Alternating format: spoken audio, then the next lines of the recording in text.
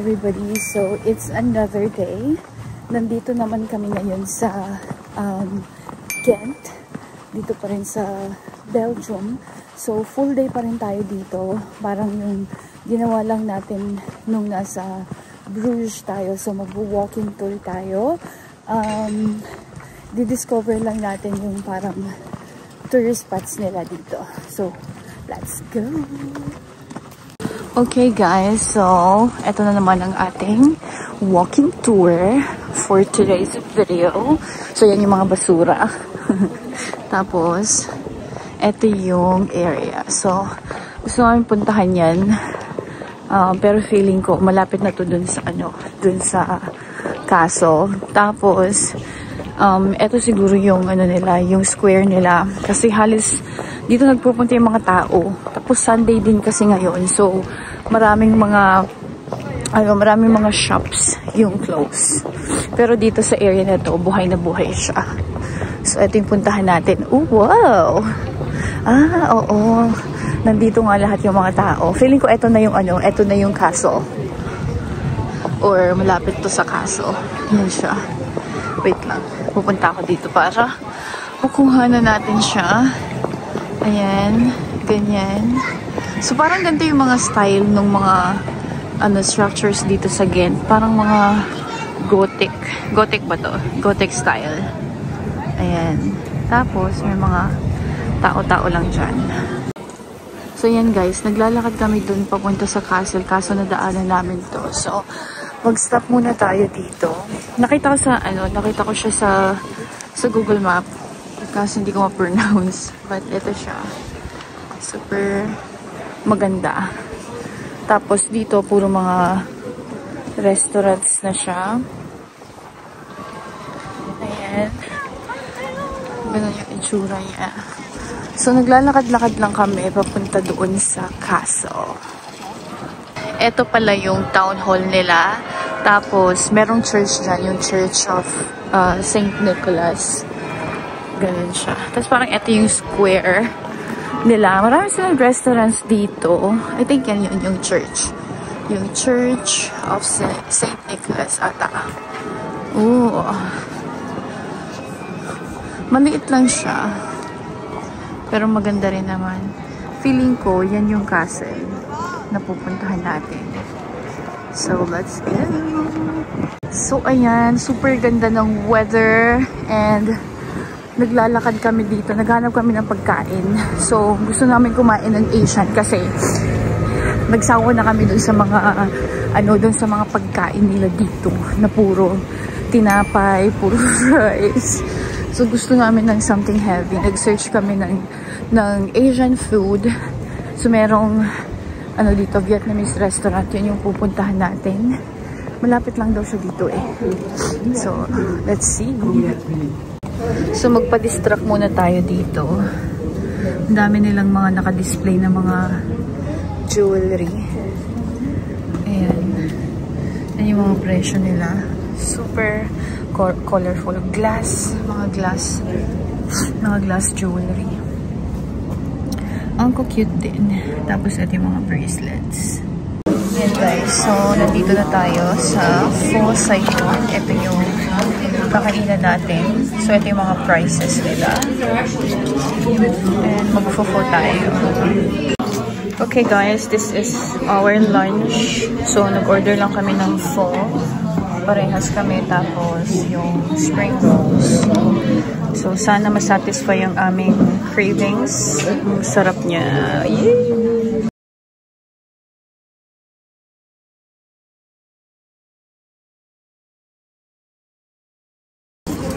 So yun guys, natapos na kami kumain.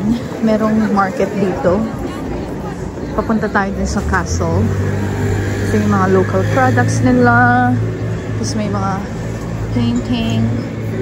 Tapos may mga taong nakatingin sa atin doon. Tapos mga jewelry, chuchu. Ayan siya. Oh, I think yan yung Kaso. Kanina pa natin hinahanap. Lalakad na kami papunta dun sa Kaso. And ito yung parang kanal nila. Wait lang. Pwede kang mag-boat ride. So, yan siya. Parang dun sa ano din, parang dun sa Bruges na pwede kang mas social lang yung mga boat nila dito, mas malalaki. Mas mahal siguro yan. You know. Yan. Tapos, yan na ata yung ano, yan na yung castle. Finally, nakarating na tayo dito sa castle. Pero meron yung entrance fee. Pero hindi na tayo papasok kasi wala na rin naman tayong oras. At saka, parehas din naman yung mga loob ng mga ganyan. I mean, kung interested ka, pwede. Pero, hindi ako ganun ka-interesadong pumasok. Ayan siya. Yan yung labas niya. So, parang castle lang talaga. Hindi siya yung sobrang mataas. Alam mo yun. Yun yung napansin ko dito sa Belgium. Hindi ganun katataas yung mga structures nila. Pero maganda. At saka na-preserve nila, di ba? Tapos, ito yung harap nung castle. Maganda siya. Puro siya restaurant. Pero napakaganda nung mga parang buildings. Lalo na to. Ang ganda. Parang may mga rebulto, no? Ang ganda. So, yan siya. Super ganda nung mga talaga nila, nung mga structures nila. Tapos, ayan. Ito naman yung sa gilid nung castle. Meron silang parang kanal dito. Hindi ko sure kung dumadaan yung boat dito, pero parang hindi. Alam mo yun? Ay, baka. Kasi merong parang boat doon. Pero ito yung castle. So, ayan siya. Talaga, parang hindi siya ruins. Buo pa. So, na-preserve talaga nila ng bonggang-bongga. Ayan. Dumadaan pala talaga yung boat dito. Akala ko kasi hindi. Masyadong mababa. Pero dumadaan pala sila. So, ayan sila. Malamig na rin kasi kaya naka-closed sila na ganyan. Pero, nice. Magandang experience din siya. Hindi lang kami nagpapabudol kasi masyado na kaming nabudol kahapon. Okay, so ayan, let's appreciate yung structures nila dito. Actually, doon ako nagagandahan. Aray ko, putang ina. Hindi ko nakita yung oh my God, ang hirap talagang mag-vlog. So, I mean, nagugustuhan ko yung mga structures nila dito. Wait lang, tignan natin ang mga alahasan. Oh my God, cute oh. Cute yan. So, yeah, yun yung mga, tama oh, ang cute. Ang cute yung mga structures nila dito. Hindi super lalaki, alam mo yun, hindi super bongga, mga ganyan. Pero, napaka ganda pa din. Talagang mararamdaman mo na nasa Europa ka. Tapos meron silang, eto, yan yung parang pagkain naman nila dito. Couberdons. Para siyang cube. Ganon. Tapos, puro walking distance lang. So, yun yung next na pupuntahan natin. Mag-ano lang tayo. Tapos, mahilig silang mga mag-bike. Mag-bike. Diba? Tama naman tong area na to. Parang, dinadaan-daanan lang pero ang ganda pa din. My God. So, ayan guys. Nandito na tayo. Ang ganda, diba? Oh my God, para kang nasa Europe talaga. Europe feels. Tapos, ayan yung mga boating area nila. Pupunta tayo dyan. Tapos, mag-upo-upo lang tayo mamaya. For now, magpipicture-picture muna tayo. Okay guys, so eto na yung malapit sa kanal. Super ganda, diba? Lalo na siguro pag summer dito. Tapos, dyan sila nagdadaungan sa mga boat. Mga ganyan. Tapos, dito naman sa side na to, puro siya, puro siya restaurants. Ayan. Ang ganda. Maganda lang mag-upo-upo dyan, no? Tapos, moment. Isipin mo yung mga kailangan mong isipin. So, ayan. Nandito lang kami sa may lake. Ay, sa may lake tuloy. Dun sa may kanal. Nakaupo lang para ma-experience natin mag-upo-upo dito. Ang ganda.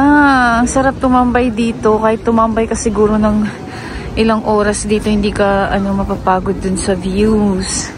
Super ganda talaga. Na-appreciate ko siya. Tapos yan yung sun.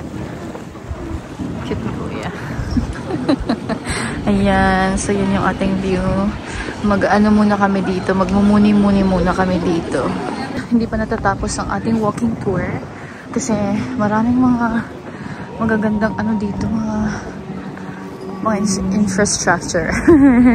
Ayan, cute din to kung ano man yan. Puntahan natin siya. Tapos, yung bridge, super magandang magpa-picture dyan. So, yan yung pupuntahan natin. Yeah. So, nandito na tayo ngayon dun sa may bridge, yung tinuturo ko kanina. Ang ganda rin ng view dito. So, kita mo yung kanal, tapos yung mga buildings dyan. Tapos, kita rin yan yung church. Ayan. Ang ganda, diba? Gothic yung style niya talaga. Tapos, yan. Ayan siya. 360 degrees. Napakaganda ng mga views. Tapos, parang ang saya lang tumambay dito. Kahit na medyo malamig. Yay! So, another update. Naghahanap naman kami ng coffee shop right now. Pero, ang ganda, no? Kanina pa ako, ang ganda. Kasi maganda naman kasi talaga. So, ayan.